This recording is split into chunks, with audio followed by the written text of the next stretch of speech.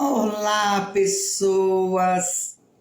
Bem-vindo ao canal Dr. Oncala, análise de comportamento.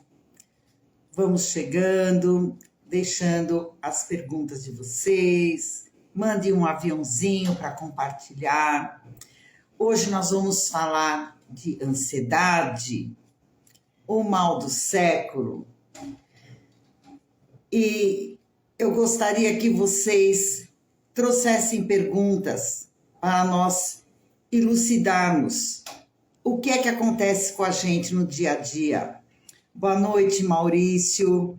Vamos entrando, vamos aguardando o pessoal chegar. Para quem não me conhece, eu sou neuropsicóloga e doutora em neurociência do comportamento. E eu tenho canal no YouTube e venho também aqui no Insta fazendo lives para trazer informações para vocês. E hoje vamos falar então do transtorno de ansiedade. Temos vários tipos de ansiedade. E eu pergunto para vocês, o que está acontecendo? Inquietação? Fadiga, irritabilidade, dificuldade de concentração, dificuldade de memória, esquece celular, esquece chave, tensão muscular, palpitações, falta de ar, taquicardia, por vezes aumento de pressão arterial, sudorese, principalmente nas mãos, dores de cabeça, alteração até de hábitos intestinais, náuseas, aperto no peito, dores musculares, sono alterado, apetite alterado. Isso está acontecendo com vocês? Boa noite, Yara. Hoje nós vamos entender o que é ansiedade. Nós vamos entender o que isso faz no nosso corpo. O quanto que às vezes a ansiedade é necessária e quando ela começa a ser corrosiva. Exatamente. A ansiedade, ela provoca coceiras, doenças epidérmicas, formigamento. Mas vamos entender o que é. O transtorno de ansiedade, ele é um distúrbio caracterizado pela preocupação excessiva. A gente sempre tem que pensar nisso. Todos nós ficamos preocupados com uma coisa ou outra. Mas uma preocupação que não tem a ver com dado de realidade, e sim com o que talvez possa acontecer, aí já é diferente. Nós vamos falar também de intensidade.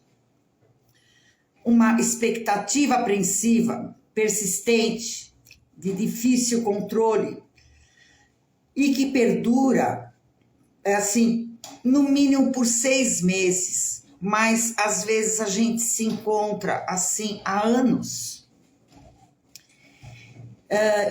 E sempre quando eu trago um conceito ou falo sobre diagnósticos, sintomas, tratamento, a gente sempre se baseia, no Manual de Diagnóstico Estatístico de Transtornos Mentais, no DSM-5. Isso não vem da minha cabeça. Isso é da Associação de Psiquiatria americana.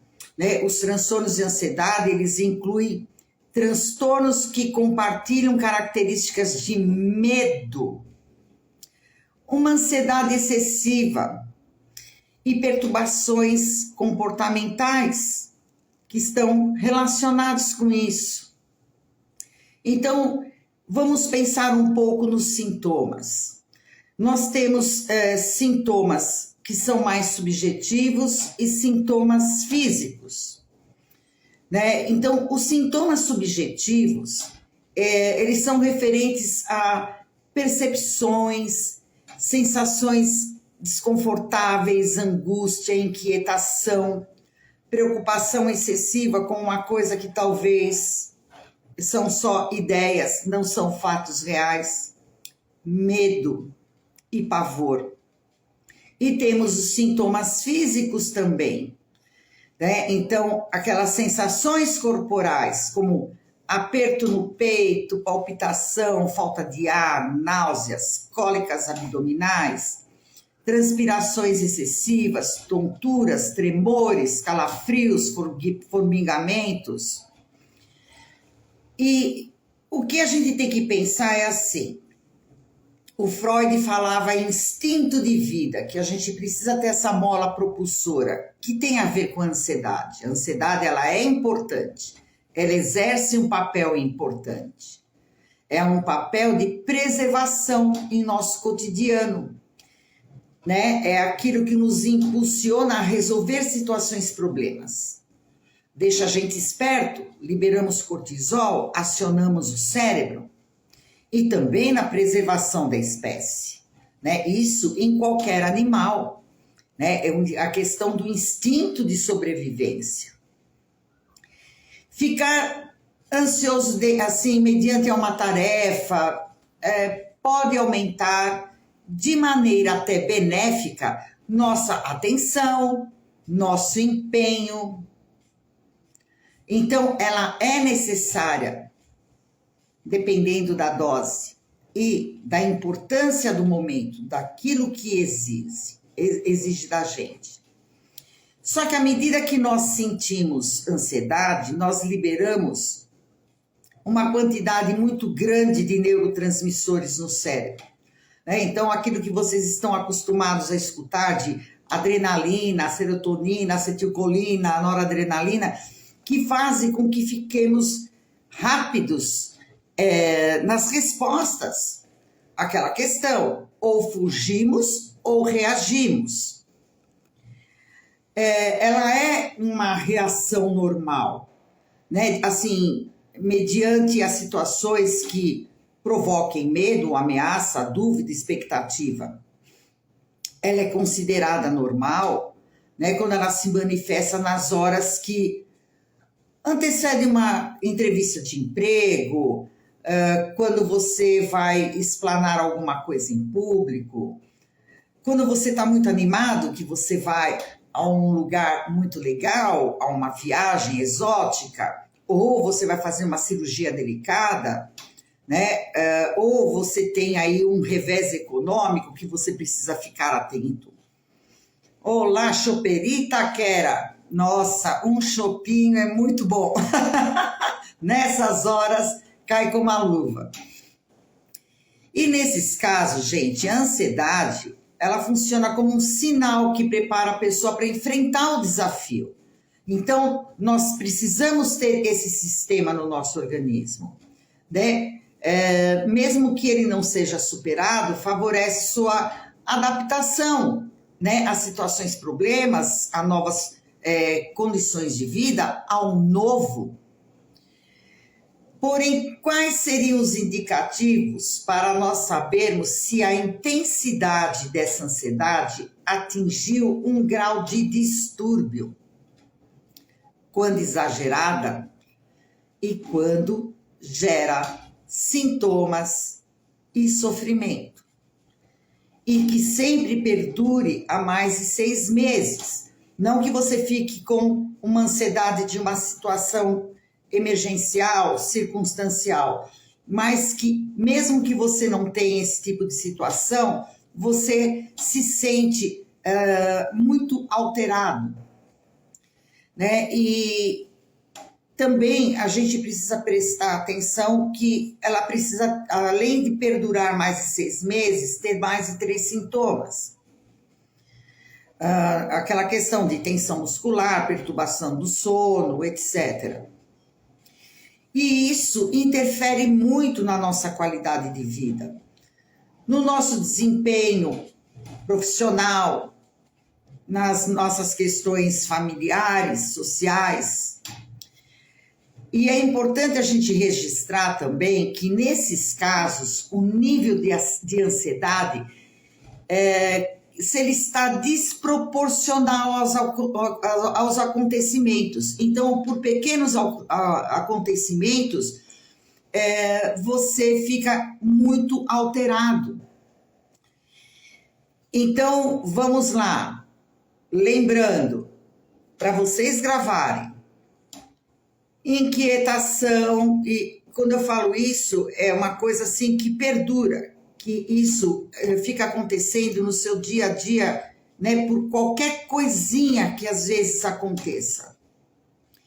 Inquietação, fadiga, dificuldade de concentração, tensão muscular, palpitações, falta de ar, taquicardia, aumento da pressão arterial, sudorese excessiva, formigamento, dores musculares, dor de cabeça, alteração de hábitos intestinais, náuseas, aperto no peito, dores musculares, ou come demais, ou perde o apetite, não consegue pegar no sono, ou acorda várias vezes durante a madrugada, ou começa a dormir e 4:30 da manhã não tem mais sono. Existem vários tipos de ansiedade, né, dentro do quadro de ansiedade. Então, por isso que é importante fazer o diagnóstico psicológico e psiquiátrico. E muitos dos nossos médicos, né, quando a gente frequenta o endócrino, o ginecologista, o nosso clínico geral, ele também sinaliza isso e ele percebe que você talvez precise de um diagnóstico de um psiquiatra ou de um psicólogo. Boa noite, Alice. Isso começa desde pequeno. Nós temos o transtorno de ansiedade de separação. Crianças que não conseguem ficar longe da mãe, querem dormir na cama, a mãe deixa na porta da escola, é um escândalo. Não nas primeiras semanas de adaptação, mas isso perdura por 2, 3, 4, 5 anos. Então, nós vemos alguns traços de ansiedade já na infância, né? Mutismo seletivo também na infância, né, que parece um pouco com fobia social. A criança, ela escolhe e fala somente com algumas pessoas, com as outras, e às vezes na escola, com amiguinhos e professores, ela fica muda. Fobias específicas, como medo de bichos, medo de trovão, fobia social, pessoas que não conseguem, às vezes, ir a uma padaria e só na condição dela ter que falar o que ela precisa para o atendente, ela prefere não ir. E sempre essas pessoas começam a ficar refugiadas em casa. O transtorno do pânico, que vem sendo muito comum, que dá toda aquela sensação de formigamento, de sudorese, de taquicardia, parece que vai infartar. E quando a pessoa ela começa a tremer, e ela também começa a ter medo de sentir medo, e começa a ter dificuldade de sair de casa. Chegam pacientes que não saem do quarto. Agora, fobia, né? Pessoas que têm dificuldades de ficar em locais aglomerados, sempre acha que tem um perigo iminente. O transtorno de ansiedade generalizada, transtorno de ansiedade induzido por substâncias, medicação e até por algumas doenças. Olha como o diagnóstico é importante. Transtornos devido, né, a uma condição médica. Tem transtornos de ansiedade assim que não são especificados. Então, olha quantos tipos de transtornos de ansiedade nós temos. E precisamos buscar ajuda médica. E muitas pessoas falam assim, Simone, mas a gente tem que primeiro buscar um psicólogo ou um psiquiatra. Não importa, busque ajuda. Ajuda da sua ginecologista, do seu endócrino, do seu médico de família. Eles vão saber orientar o que é que você precisa fazer. quando você procura primeiro um psiquiatra, ele encaminha para o psicólogo. E quando você procura psicólogo, conforme a intensidade e o sofrimento do paciente, a gente pede para que ele procure o psiquiatra, porque talvez precise entrar com medicação. Né? Uma coisa que foi separada dessa classificação de transtorno de ansiedade é o grupo, né, de transtorno obsessivo compulsivo, que são aquelas pessoas que têm pensamentos ou comportamentos, né, pode ser tanto mental ou também pode ser por comportamentos repetitivos, e pessoas que passaram por um estresse pós-traumático, né, ou foi assaltado, ou teve uma cirurgia muito invasiva. E nós precisamos pensar que, né, tem que ter tratamento para isso. Não dá para empurrar isso com a barriga. Como eu sempre falo para todos, a ansiedade, né, ela é uma arvorezinha que cresce. Se você tem um sintoma, você passa a apresentar 6 sintomas, passa a apresentar, né, uma gravidade maior, como síndrome do pânico, e aí vai. Tem pessoas que chegam a surtar. E existe tratamento para isso? Boa noite, querida Dralu Costa. Existe tratamento, gente. A psicoterapia, ela vai ensinar como você tem que lidar no dia a dia com as suas questões. E a medicação, ela vai fazer a remissão desses sintomas emergenciais e vai estabilizar a química do seu cérebro. Né? Lembra, eu sempre falo, a gente toma medicação para estabilizar a flora intestinal, a gente toma medicação, omeprazol antes de comer alguma coisa, se nós temos algum problema gástrico, e ninguém cuida da química do cérebro, porque ir ao psiquiatra ou ir ao psicólogo é coisa de louco. Não, fica louco quem não se trata. Então, mesmo na questão da terapia, né, a terapeuta, ela vai entender toda a sua história, o seu processo de desenvolvimento, como você lida com as coisas no dia a dia. E ela vai passar alguns exercícios físicos, exercícios de respiração, rearranjos nos seus horários, na sua rotina, o que é que está como sobrecarga nos seus afazeres. Ela vai fazer uma leitura, né? Precisa também perceber, né, se a pessoa se cobra muito ou se ela constrói projetos tão grandes que ela não dá conta de conseguir fazer, e ela se sente frustrada. Quer dizer, o problema não é ela não conseguir fazer, o problema é o tamanho do projeto que ela mostrou, um castelo enorme. E a gente vai analisando, conforme o paciente vai trazendo, né, se ele está sempre envolvido em inúmeras tarefas, pressionado pelos compromissos. Boa noite, Valéria. Então, junto com o paciente, né, porque cada história é uma história, cada paciente tem uma gama de sintomas, tem uma rotina diferente.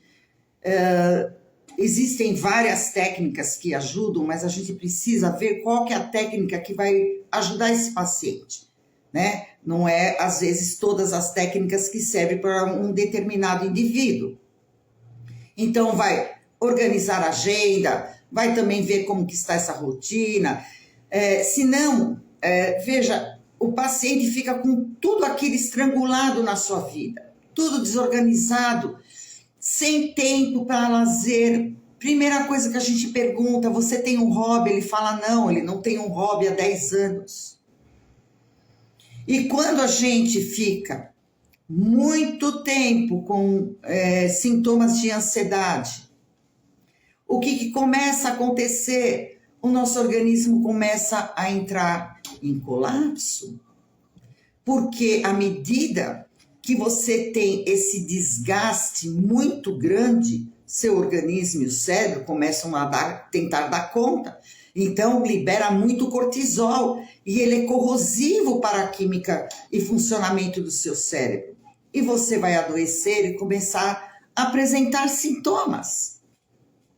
E seu terapeuta pode ajudar você a reorganizar toda a sua vida, porque é sempre a mesma história. Você pode ir para o psiquiatra, tomar a medicação, dali 6 meses você está legal, vai começar a fazer o desmame da medicação.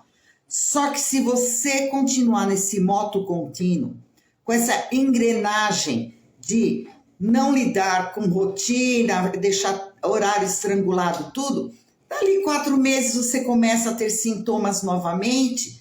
Por isso que terapia e medicação é o tratamento que um coadjuvante do outro pode fazer com que você saia, né, dessa gama de sintomas e não volte a ter esses sintomas.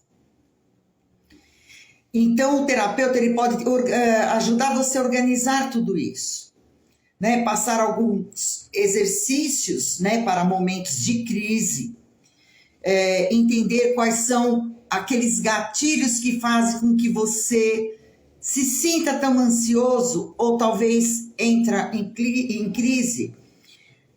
E por meio da sua história, das suas relações, daquilo que te travou na sua vida ou que te trava até hoje, o seu modo de vida, se você leva tudo no automático, tudo isso é analisado e junto com o paciente a gente tenta reformular tudo isso. Ele vai também se conscientizar, né, de algumas coisas de algumas roupas que não cabem mais, coisas que carregamos do passado e que hoje não estão mais aqui.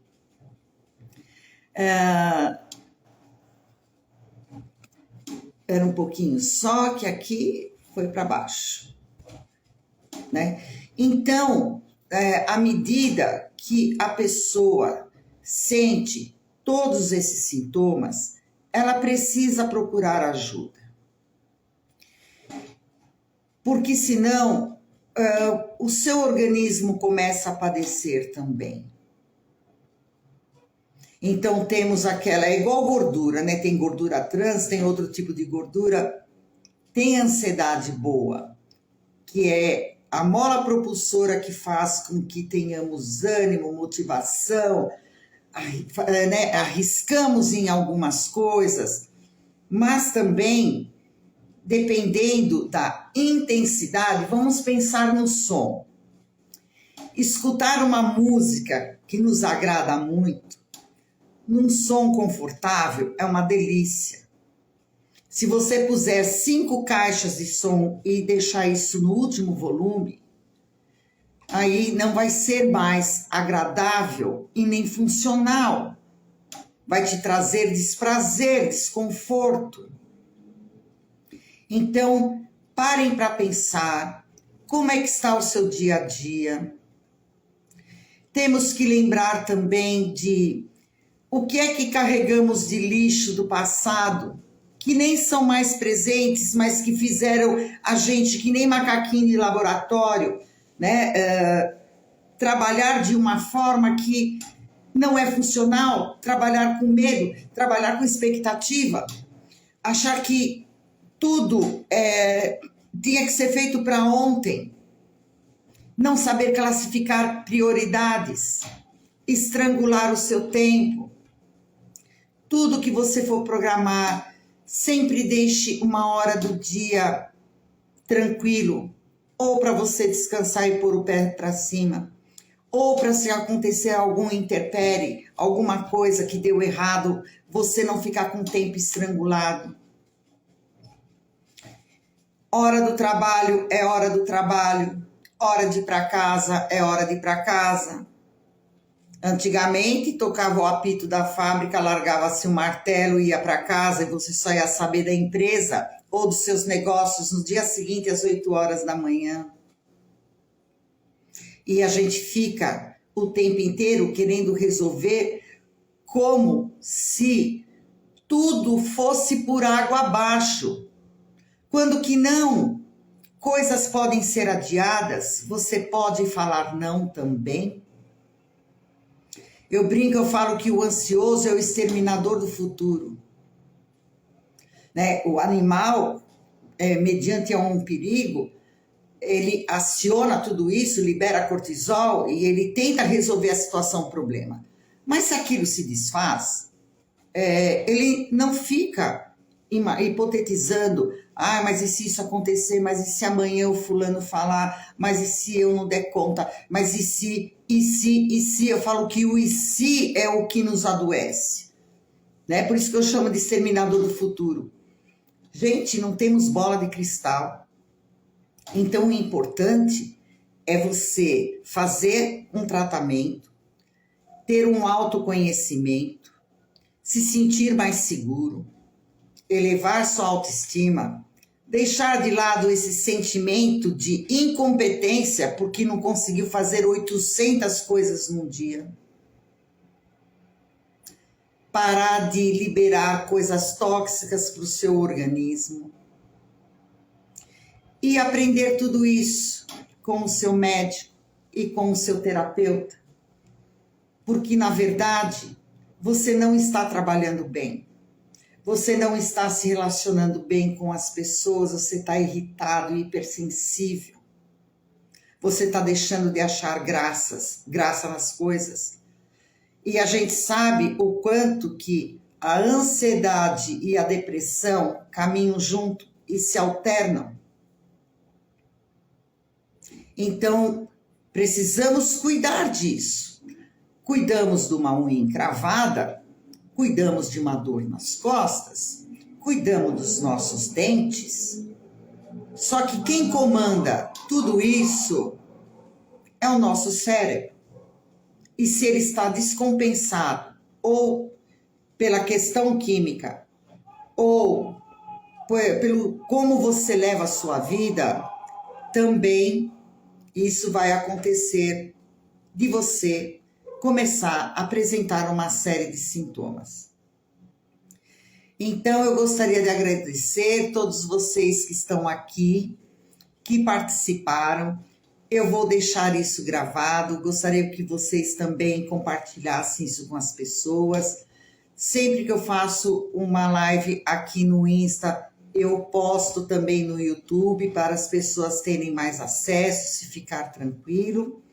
E hoje conseguimos aqui fazer a live, embora esse furacão que teve aqui em São Paulo, ainda bem que agora parou, porque tinha assovios de janela, né, balançar de janela, o meu gato muito assustado, mas tudo deu certo, né? E daqui a pouco vai começar o jogo, o pessoal já está aí todo inflamado, já estou escutando fogos, gritos, mas é isso aí, gente. Eu vim dar esse recado para todos vocês, né, ficarem despertos com esses sintomas e não deixar, lembra, a arvorezinha crescer. Ok, pessoal? Muito obrigada por estar aqui. Obrigada, Regiane, e um beijo a todos. Tchau, tchau.